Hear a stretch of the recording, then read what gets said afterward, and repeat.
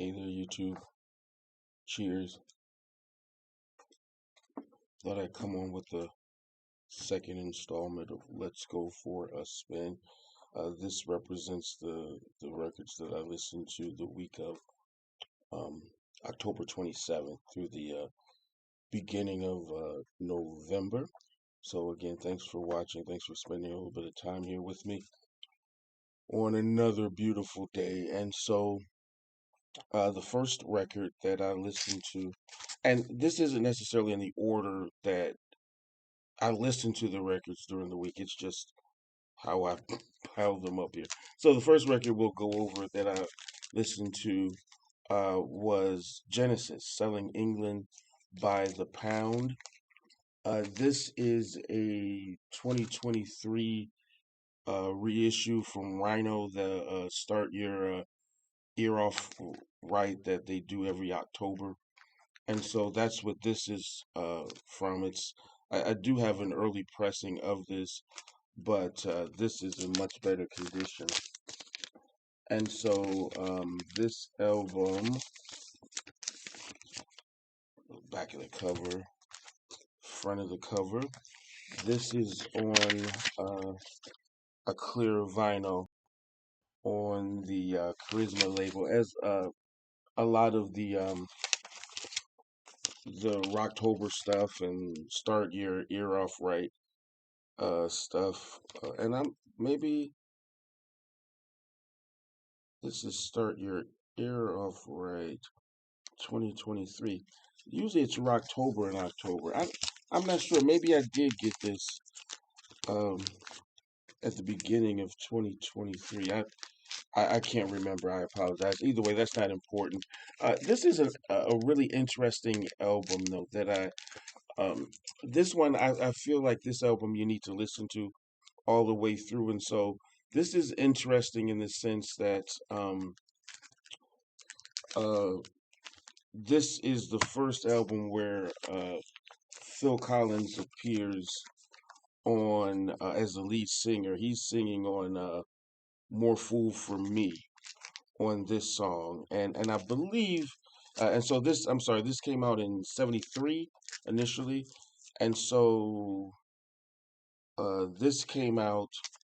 So this was the first time that Phil Collins sang lead on any song. Previously, of course, it was Peter Gabriel. And so this album starts off with the track "Dancing with the Moonlit Night." It's a busier song that's a little bit long, but if you listen, it sounds pretty good. This album, and so one of the reasons why I chose this October of this year was the 51st anniversary of the release of this album. And so I thought I'd go back and revisit it because I hadn't played this one probably since whenever I got this. And when I got this last year, I don't know that I even really played the whole thing because I had already heard it before. But this song, I mean, this album really is almost like a lament for uh, um, the band.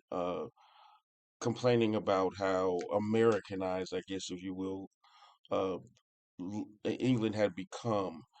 And so it's some of these records, it's a lot of the songs on here are slower pace tempo, but it's a, I think it's a deep listen, a lot of meaning in a lot of these songs that aren't just clear and on the surface. And so I will probably just go back and re-listen to this again. Some of my favorite songs though on this are "I Know What I Like in Your Wardrobe," the Phil Collins led "More Fool Me," and then on side B, I am a fan of the Battle of Epping Forest as well as the Cinema Show. But the whole album is not bad. But again, I would suggest that if you're going to listen to this record, that you just play the album all the way through and just kind of. I don't do drugs or smoke weed or anything. I don't know. Maybe if you're high, it's a little bit of a different experience. But and if If you're certainly not used to the early Genesis music, if because a lot of people, including myself, until several years ago, I wasn't familiar with the early prog rock phase of Genesis. I was used to the '80s pop uh, Genesis band. So if you're just used to that, I don't know that this will be the album for you, but it's a decent album to listen to. Anyway, moving on. So the second album is Led Zeppelin Mudslide. This is a bootleg album from a show in 1970 that was released in 1970. It's just on a plain yellow label. Again, it's bootleg. But this is a nice album, and I've heard a lot of bootlegs over the years. As it pertains to bootlegs, the sound quality on this um, is not bad. It's of course not a commercial grade sound quality, but it is absolutely not bad. And they're my favorite on here is their rendition of "Whole Lot of Love" and "Communication Breakdown." But the entire album, I think that show sounded like it was an incredible show.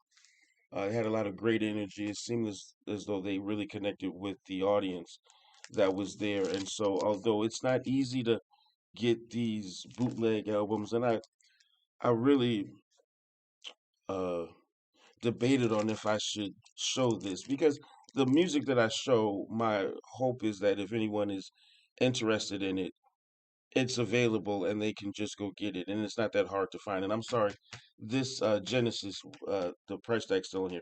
I paid $25 for this.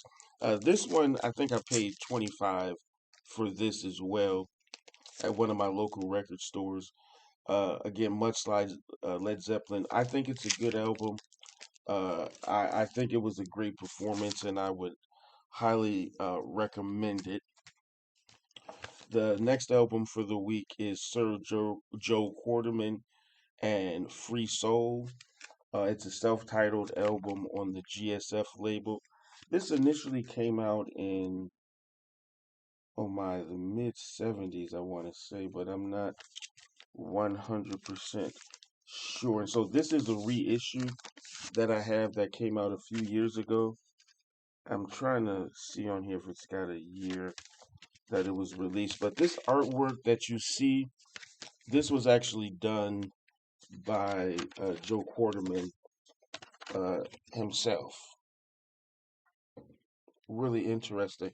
And so this is an album that really makes you think. It's on the GSF label. 1973 is when it was released, according to the label. So this album is nice, but again, this is one of those albums that an original pressing will cost you easily $100 plus. This was a reissue that I got used for around $30, but it was in pretty good shape. The lead track, I've got so much trouble on my mind, a great song, and I've had this album in the past. I don't know what happened to it. I wish I knew, but I just needed it again, and so I bought it. I wasn't gonna pay that much money for an original pressing. I think when I got this album, maybe in the late '90s, it was $10 or $15 in really great condition. Now, ridiculous. But anyway, I've got so much trouble on my mind. I made a promise. The Trouble with Trouble are great songs on here. Also, Give Me Back My Freedom, a great song if you're in a challenging relationship because it's a relationship song. Is pretty good. Live Now, Brothers. I actually posted some of the songs from this album on my channel if you want to go back and listen. But I think if you can get a decent copy of this album or even this reissue, and I think there were more when I looked on Discogs that's available. I think even at you know, $25, $30 for a good copy would be worth it. And this sleeve is not going on easily. There you go. And just when I was about to say I'll do it later, it's on. So again, Joe Quarterman, Free Soul, self-titled, 73, great album. The next album, I also posted some from this as well. Brighter Side of Darkness, Love Jones. This also is an early 70s album. I should have looked some of this stuff up. 73 as well, maybe. I didn't intentionally do this, but so far everything is from 73. Everything won't be, but this is a really great album. And again, another sadly pricey album. If you can find it, I don't believe there's a reissue for this on the 20th Century label. This album, and so this group, they were from Chicago, if I'm not mistaken. The youngest member was the lead singer. Uh, he had a little bit of a Michael Jackson sound, rather pre- pre- prepubescent, but of course, the title track "Love Jones" is great. There's also an instrumental version of this. I'm guessing that because they included instrumental versions for a few of these songs on side B, that maybe they didn't have an album's worth of material, so they just filled it in where they could. But just a little bit, "Oh Baby," "I Owe You Love," "Love Jones," "I'm a Loser," all on side one. Side one sounds absolutely, in my opinion, phenomenal. Side two, the instrumental version of "Love Jones," as well as just a little bit. "Summer Ride" is a nice song on here. This whole album is really nice. If you can get a copy of it in decent shape for a decent price, I would highly recommend it. I was really glad. I hadn't played this album in a long time, and I was glad that I did. I had almost forgotten about it. What made me think about it is I have uh, Love Jones on the promo 45 on my want list on Discogs, and so when I was just looking through the list, I was like, "Oh wow, I have this on an album," and I think the promo copies are a little bit pricey. And I was thinking, well, you know what? I think it's the same. It's slightly. I think it's slightly shorter than the album version, but you know what? This one is good, and so that made me go look for the album in my collection, and here it is. And I was really glad that I did. The next album, Miles Smiles. This album is from, I believe, 1966. This copy, though, is a 70s reissue that I have. This is released under the Miles Davis Quintet name, and I really do appreciate this album. On the Columbia label, um, I don't remember what it's probably just that regular 2i Columbia for the original pressings of this back cover. Here we go. And so the only thing I don't like on this album is the ballad "Circle" on side one. I did listen to it again, but typically when I would listen to this, and I hadn't played this album in probably a couple of years, that's the song that I skip. Side two, though, absolutely is really a swinging, great time. Freedom Jazz Dance, Gingerbread Boy are my favorites. But on side one, I do appreciate the song Footprints. That's probably my favorite song on this album. Again, Miles Smiles. This, I'm not sure if there's any current reissues of this. Probably is because it's on the Columbia label. But if you can get an early pressing or even a reissue at a good price, I would highly recommend doing so because this album, in my opinion, is a great listen. And so I was really glad that I played it. The next album here is a compilation from the Numero Group. It's called Eccentric Soul, the Shoestring label. For those not familiar with this label, Numero Group, they are a compilation label based in Chicago. They've been around, I want to say, since maybe 2011 or 12, but uh, the majority of their compilations that they issue uh, revolve around a specific label. Sometimes it's a specific genre of music, but most of the time it's around a specific label, usually with the 45s in that label being really hard to get or really super expensive. And so this label was a label out of Alton, Illinois. They released music from the late 70s to the mid 80s. They didn't have much of an output, but what they did was really good. And uh, oh,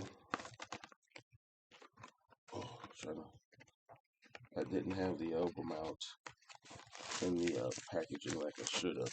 So it's called the Shoestring label, but their labels just said string on it.